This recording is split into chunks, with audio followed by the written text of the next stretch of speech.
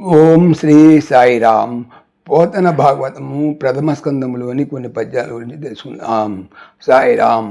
ముందుగా 321 పద్యం. మా తల్లిదండ్రులీ మందిరంబునలేరు సంజయ, వారెందు చనిరి నేడు ముందరగా నడు ముదుసలి మా తండ్రి, పుత్రశోకంబున బగులు తల్లి సౌజన్యనిధి ప్రాణసకుడు, మా పిన తండ్రి మందబుద్ధులమైన మమ్ము విడిచి ఎటబోయిరో, మువ్వెరిగింపు గంగలోదన అపరాధంబు దడబి కొనుచు, భార్యతోడ తండ్రి పరితాపమున బడు కపటమింతలేదు కరుణగలదు, పాండు భూవిభుండు పరలోకగతుడైన మమ్ము చిన్నవాండ్రమని చేతడు. మా యొక్క తల్లిదండ్రులు ఈ మందిరమునన్ భవనములో లేరు. సంజయ వారు ఎందున్ ఎక్కడికి చనిరి వెళ్ళితిరి, నేడు ఈవేళ ముందరన్ ఎదురుగా ఉన్నదే కానడు చూడలేడు, ముసలివాడు మా యొక్క తండ్రి పుత్రుల వలని శోకంబునన్ వేదనతో పోగులున్ దుఃఖించును.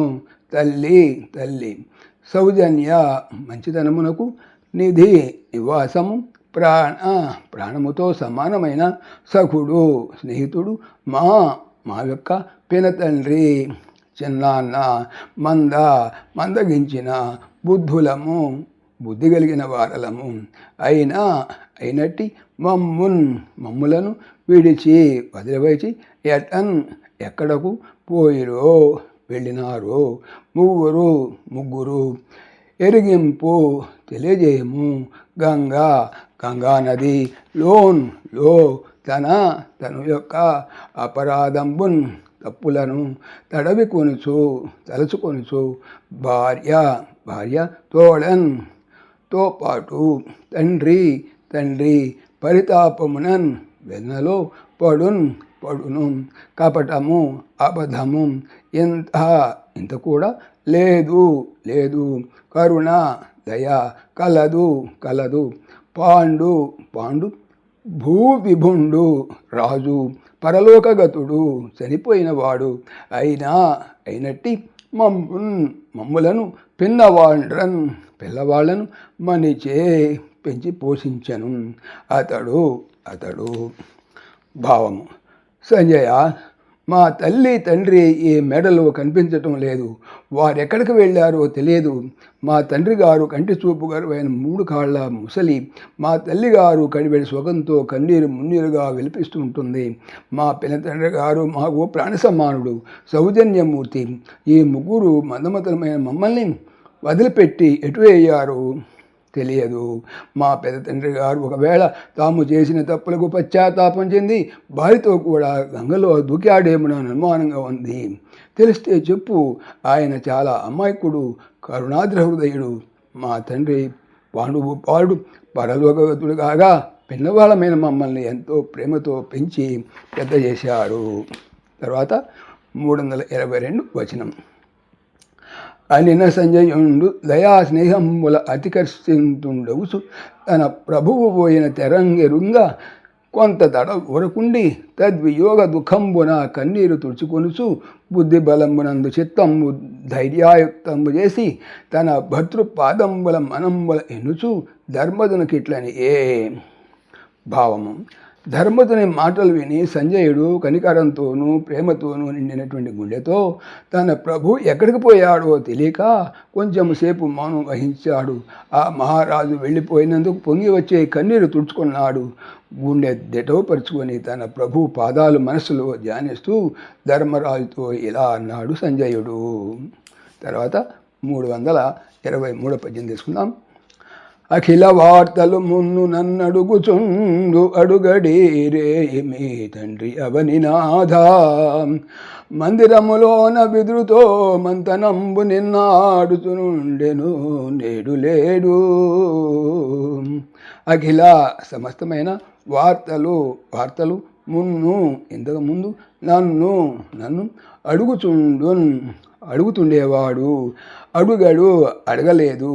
ఈ రేయి రాత్రి మీ యొక్క తండ్రి అవనీనాథ రాజా మందిరము అంతఃపురము లోపల విదురుడు తో మంతనంబు ఇష్టాపూర్వ సంభాషణములు నిన్నటి రోజు మాట్లాడుచును ఉండెను. లేడు ఈరోజు లేడు. భావము: ధర్మరాజా, నీ పెద్ద తండ్రి గారు ప్రతిదినము వార్తలేమిటని నన్ను అడుగుతుండేవారు. ఈ రాత్రి ఆయన నన్నేమీ అడగలేదు. నిన్నటి వరకు రాజమందిరంలో విదురునితో కలిసి రహస్యాలోచన చేస్తూ ఉండేవాడు. ఈనాడు కంటికి కనిపించకుండా పోయాడు. 324 వచనం. విదుర గాంధారి ధృతరాష్ట్రులు నన్ను వంచి ఎందుపోయారో వారి నిశ్చయంబు నెట్టివో ఎరుంగనని సంజయుడు దుఃఖించు సమయంబున తుంబురు సంగీతుడైన నారదుండు వచ్చి లేచి నమస్కరించి తానును నారదం పూజించి కౌంతేయాగృంజుడు ఇట్లని భావము: విదురుడు గాంధారి ధృతరాష్ట్రులు నాకు చెప్పకుండా నా కన్నుగప్పి ఎక్కడికి వెళ్ళిపోయారో, ఏ ఉద్దేశంతో వెళ్ళిపోయారో తెలియదు అని సంజయుడు బావురమన్నాడు. ఆ సమయంలో తుంబురితో కూడి నారదుడు అక్కడికి విచ్చేశాడు. ధర్మరాజు లేచి ఎదురు వెళ్ళాడు. తమ్ముళ్ళు తాను వారికి నమస్కారం చేసి పూజించారు. అనంతరం అజాతశత్రుడు బ్రహ్మ మానసపుత్రునితో ఇలా అన్నాడు. వచ్చే ఎపిసోడ్లో తెలుసుకుందాం. సాయిరామ్.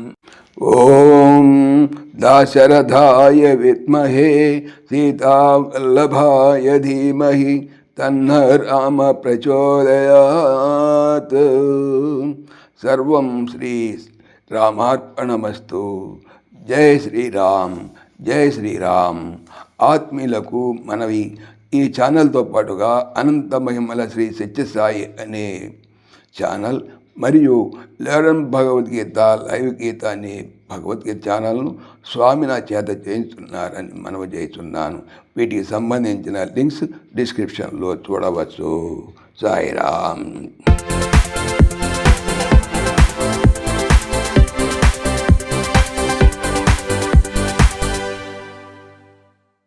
పవిత్రమైనటువంటి Bhagavatam Bhagavatam stands in Bhagavatam చెప్పేది ఏమిటి? బాగా అవుతాము